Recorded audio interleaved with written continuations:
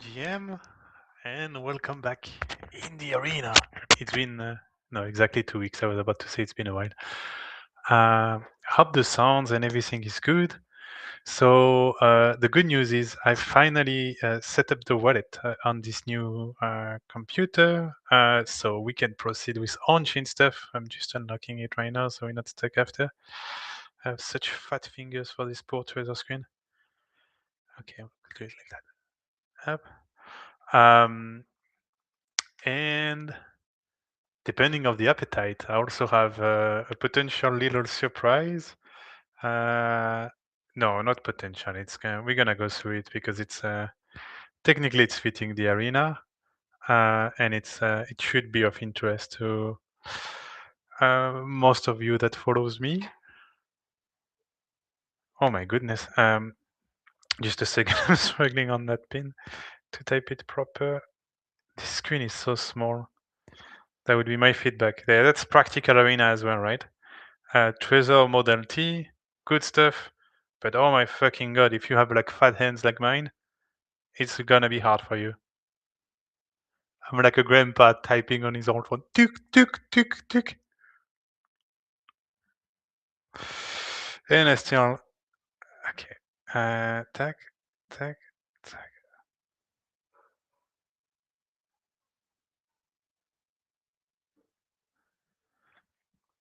Okay, let's hope this time is good.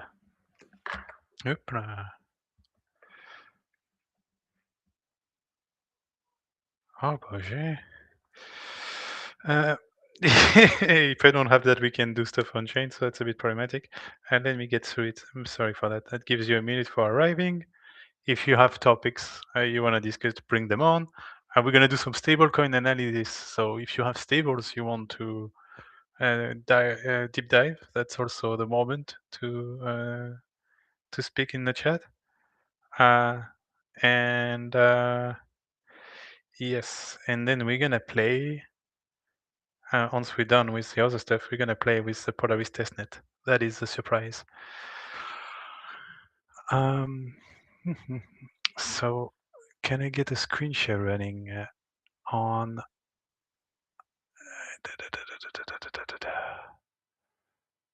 this one? This is the one I need.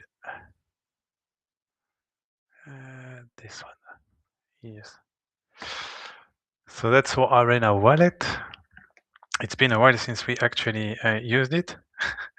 But this week, if I can get past this fucking Trezor, we will be using it.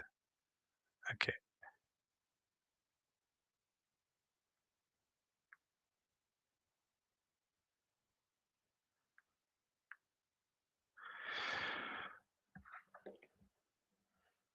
Let's hop. But meanwhile, we can start maybe on Pharos a bit because it's funny. It's like I streamed it to you 2 weeks ago, but what I streamed to you was literally a prehistoric version of Pharos compared to everything that has been shipped since. So I won't be too long unless we do some stable analysis. We're going to be using it, but it's been making heaps of progress. And fucking Trezor, I can't believe this.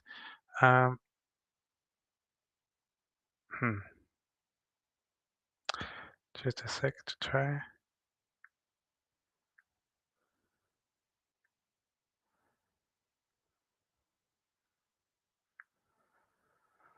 Okay.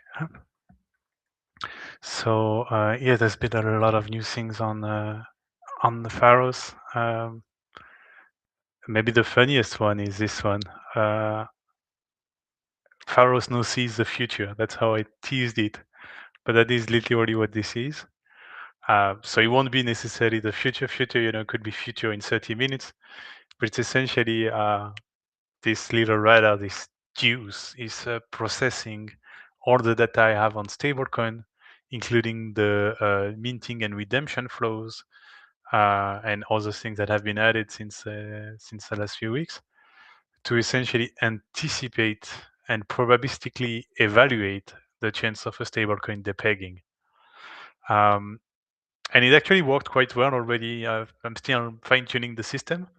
As you can see, it's iterating fast. We're already on version 4.4 after like 5 days of existence. But it actually spotted a few depegs before they happened. already. He got the CAG DPEG and the CO DPEG of yesterday. Um, so I'm pretty happy with it. Eventually, this is going to be geared up to a Telegram bot where you can essentially register to receive alerts on the stablecoin you're monitoring.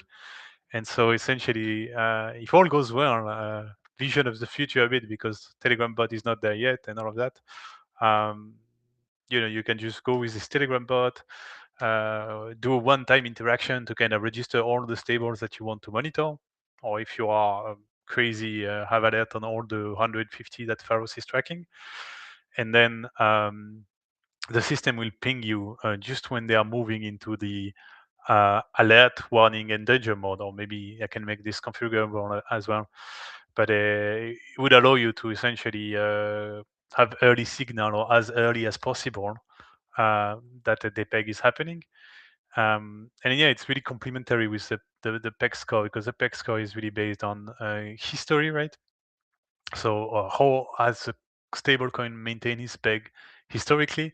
This is more like the present flux, like what kind of data are we seeing on chain, and what kind of information it gives us regarding what can we expect of the peg. So if, for instance, we see a surge of redemptions of the stablecoin, a lot of burning and shrinking liquidity, and a beginning of a price depreciation, but not a strong depeg yet, all of this together will converge and increase the risk level of the stablecoin. And depending on the volume, make it move in alert, warning, or danger mode. Um, so yeah, this one is really cool. I'm quite excited to do this, but I still need to refine it.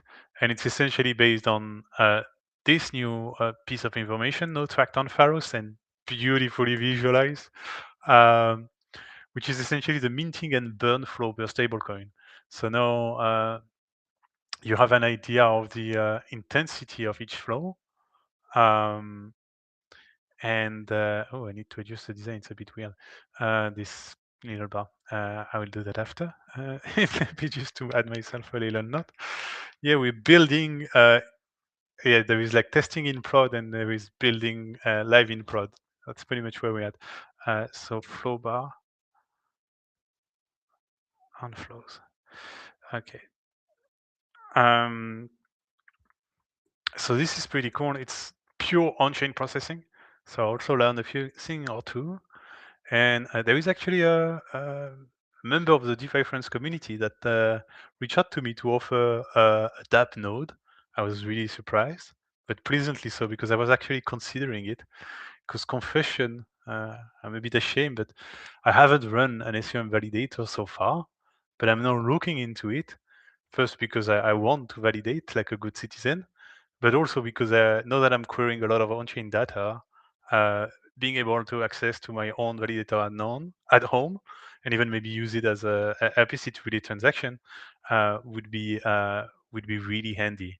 So for Pharos, potentially it could become like a backup source, because I'm starting to hit really hard on, the Alchemy, the RPC, SSCAN API, and so on.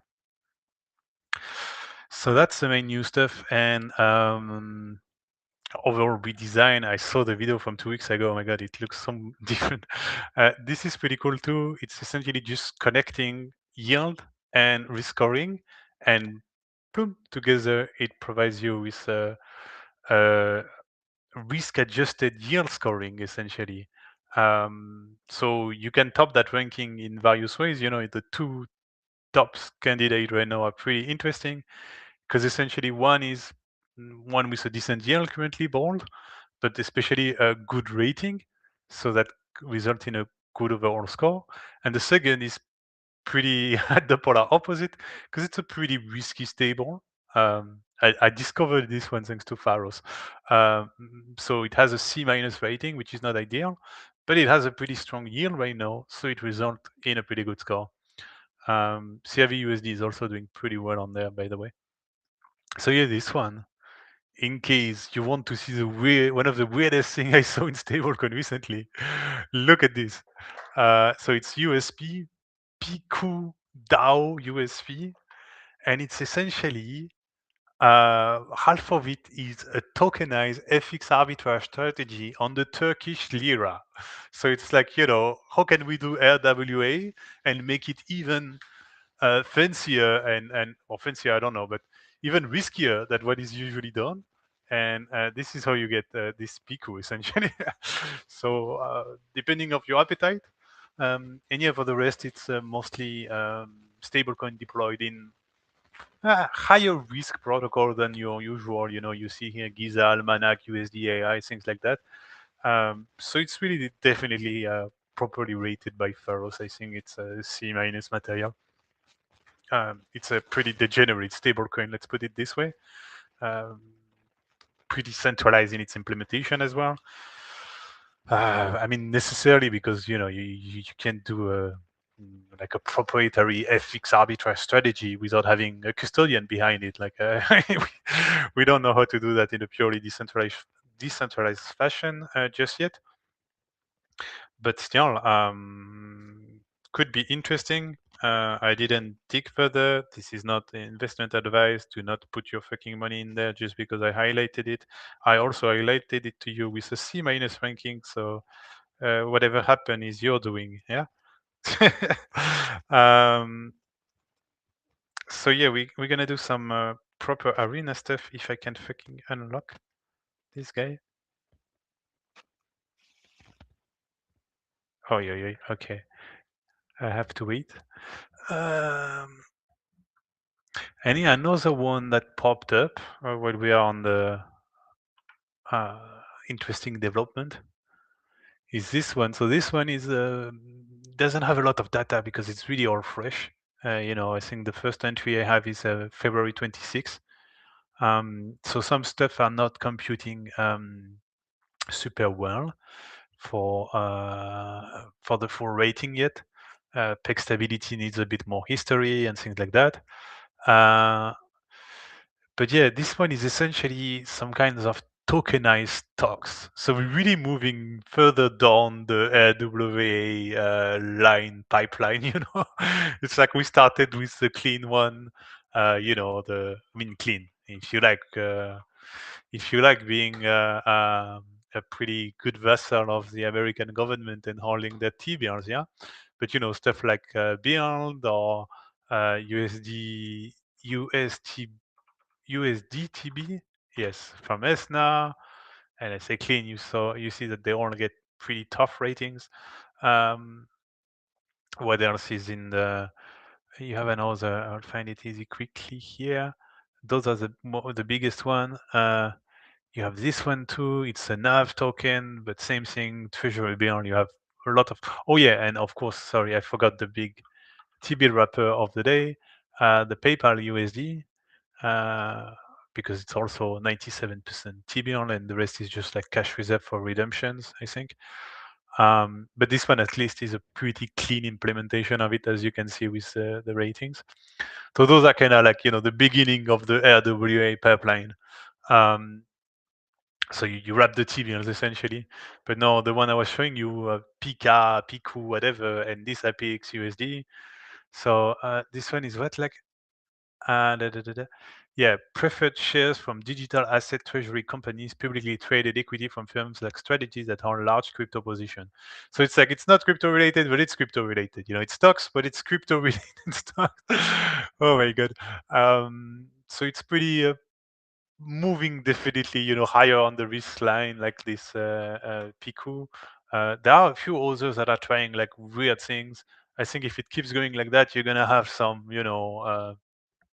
I don't know, like maybe mortgage yields tokenized on chain, or I don't know, default insurance, or whatever they're gonna find. Um, I'm not especially excited by this, as you can tell by how I'm talking about it. This is just, to me, it feels like DeFi being used as a distribution pipeline for the shittiest of TradFi. So if you have a TradFi product and you're struggling to find a willing counterparty to hold your beautiful position that you're looking to offload, well, what do? You wrap it into a stablecoin and you push this on those DeFi morons. Those guys were retarded enough to go all in on UST. So why do you think they won't buy your coin? Of course they will. It really feels like that sometimes. So stay safe out there. Use Pharos to make sure you know what you're hyping into, because yeah, those guys, as you've seen in the ratings, they all get like, none of them can score a B or something. They're all like C, D grade for sure. So yeah, you have that. Yeah, you have some other, like this is TBL, another. They all look the same, 90 plus exposure to TBLs. Uh, so the space is pretty crowded. You have the Frax USD as well. Um, Same thing, except they diversify their TBL a bit more. And yeah, it's starting to look a bit messy in there, because it's essentially they are kind of relying on the same coins. So if you pick like USDT is a bit less of a master node, if we can call it like that, but USDC is clearly it. And then if you try the build, it's starting to turn into a master node as well. And the USDTB, is it somewhere here? Yeah, as well. And they all kind of independent with one another. So like build, yeah, USDTB is using build as collateral, but then other coins are using USDTB as collateral. So they're essentially using build with one extra step. Yeah, it's not particularly exciting, but this is what's happening in the space. So this is what we have. Um, so now if we go back to Arena, because we haven't done tracking in a while, if I can get this fucking wallet to work, give me a second. Um, oh, I hope the sound is okay. I've been speaking for a while, so it better be. Tech.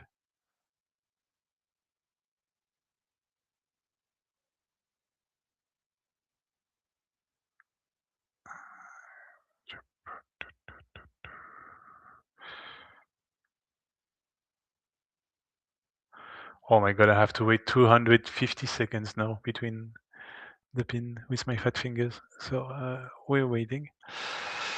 But yeah, we had the positions pretty streamlined the other time already, so there's not much here to see.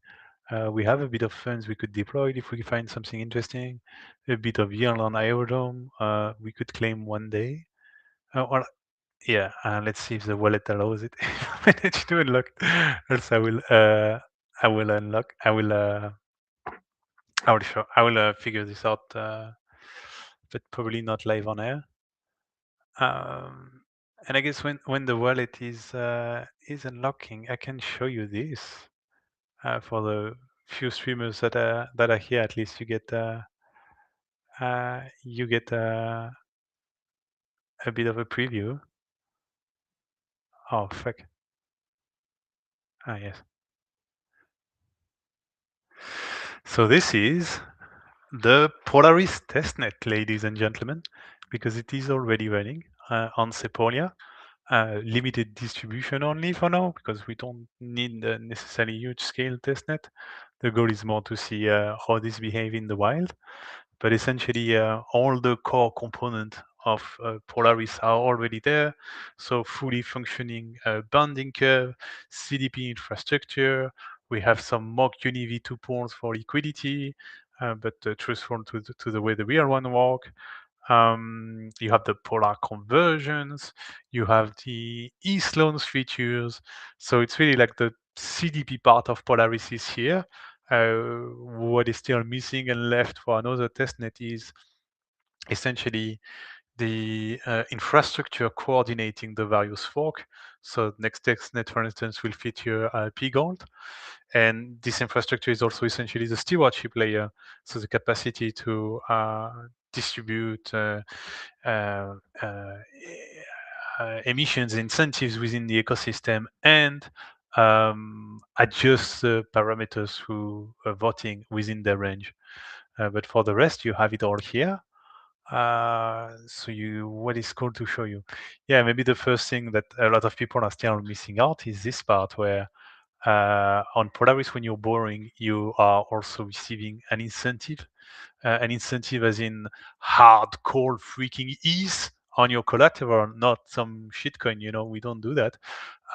So that results in pretty competitive borrow rate, and essentially, yeah, we need to be better at marketing in that sense. What we could call essentially a self-recollateralizing loan, because like a regular loan, you accrue interest. Okay, that is standard. But what is non-standard is your collateral is also you accrue more of it, and the collateral itself is an appreciating collateral. So it tends to be a pretty good position for a long-term ETH bull, irrelevant of what you do with the funds borrowed afterward.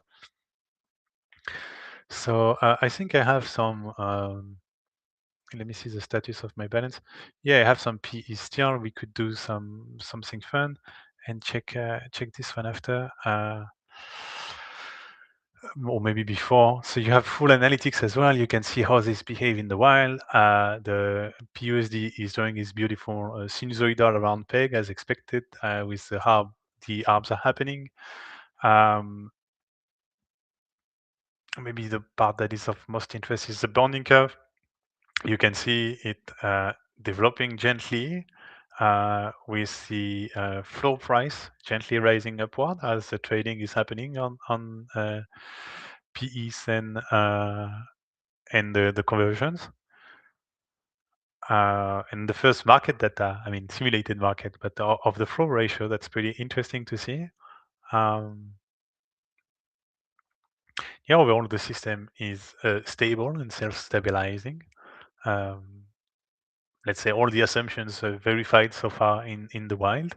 The yield is competitive as expected. So about 11% right now for PUSD staking in Stability Pool. Oh, there's been a bit of conversion. Nice. So actually, we can try that first. Let's see. Oh yeah, they are in the advanced. We can convert some. Ah, but fuck no! I need the ledger for the fucking Trezor for that. Give me a second because this is driving me insane. I can't tell now if I'm fat fingering or if I have a blank on the pin. I have 7 tries, so no stress.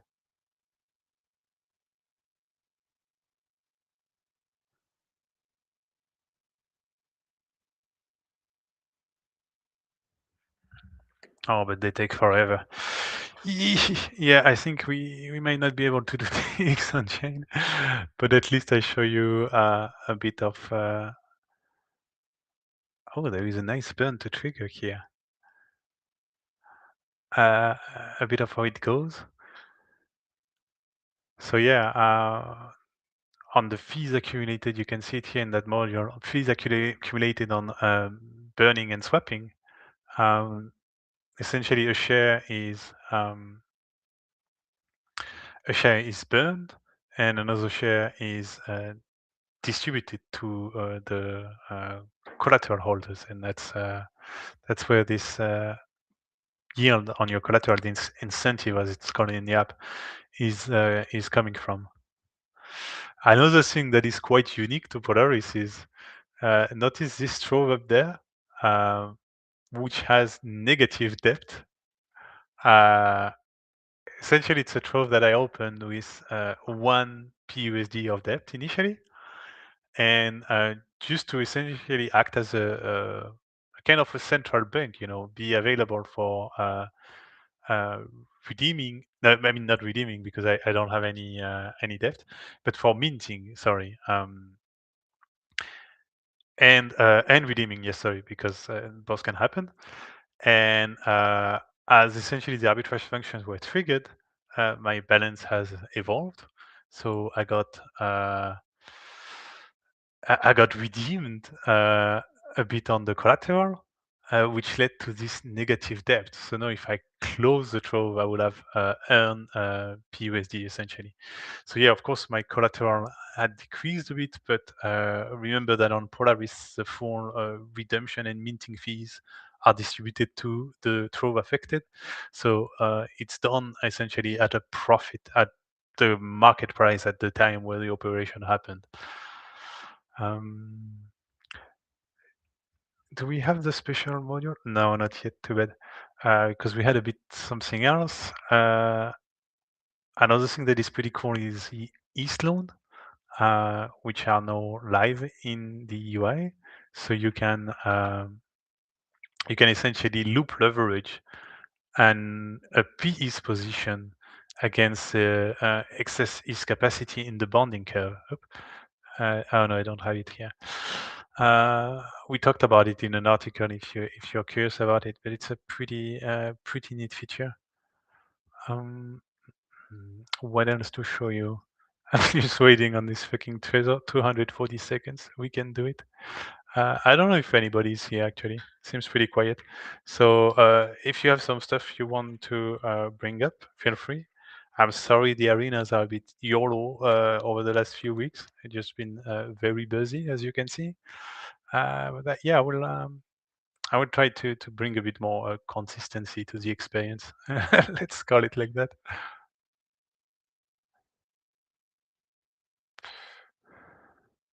Oh, maybe there is a Twitter chat. Let me check.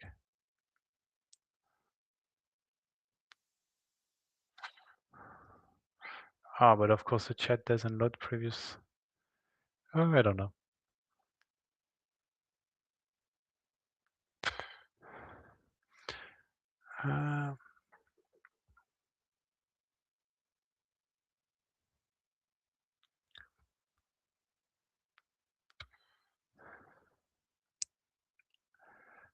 I'm waiting on that Trezor still. So yeah, that's for the testnet. You will be hearing more about it. I just wanted to kind of showcase it to you a little bit. And if you're curious, that website, the analytics, I mean, both of them are available publicly, but you need some special flavor of Rapis to play with the Polaris app. So that kind of gates the access, but at least you can follow the state of the system and see a bit how that behaves.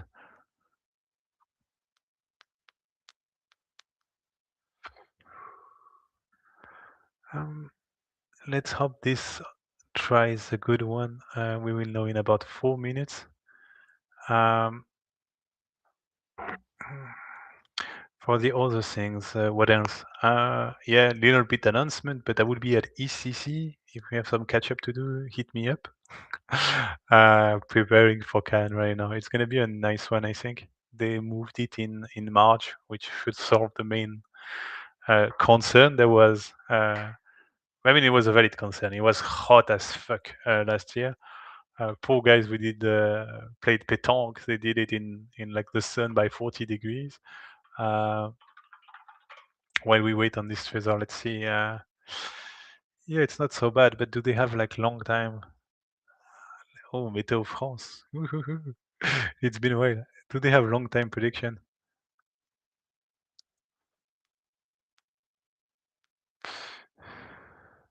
Yeah, I mean, it's a bit too soon to know in what's the weather is going to be like in a month, a bit less than a month.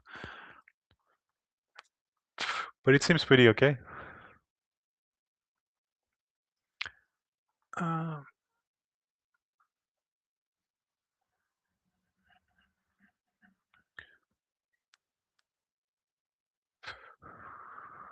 We're almost there. I will tell you in a bit if we can transact or if we just spectator today. Oh my god, I set it up before, but then I forgot to keep it unlocked. That's my bad.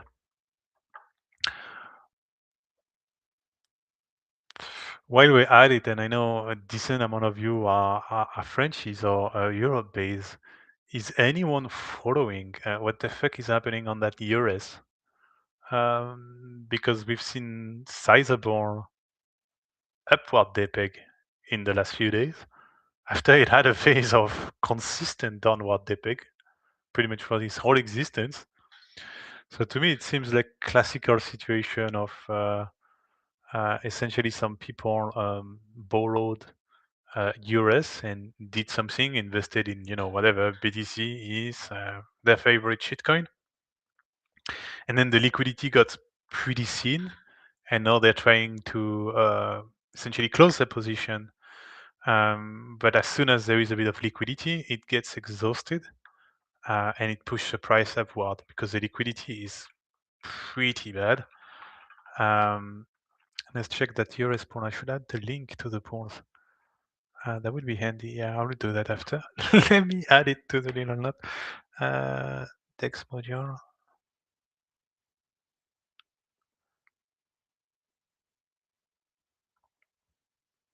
So I don't have to search them manually. So it's RS.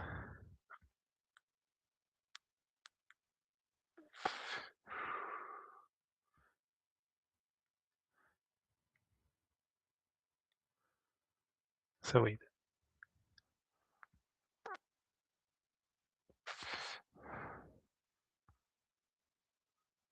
So 117. And how much is euro? Yeah, it's still a decent amount overpegged. Hey, we're really not blessed with those euro stablecoin. There is not a single one that is defensible.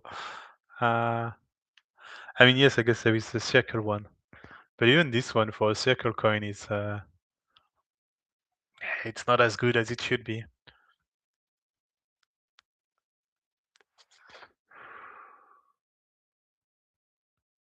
Oh yeah, it's in shredder mode, so negative flows compared to trend.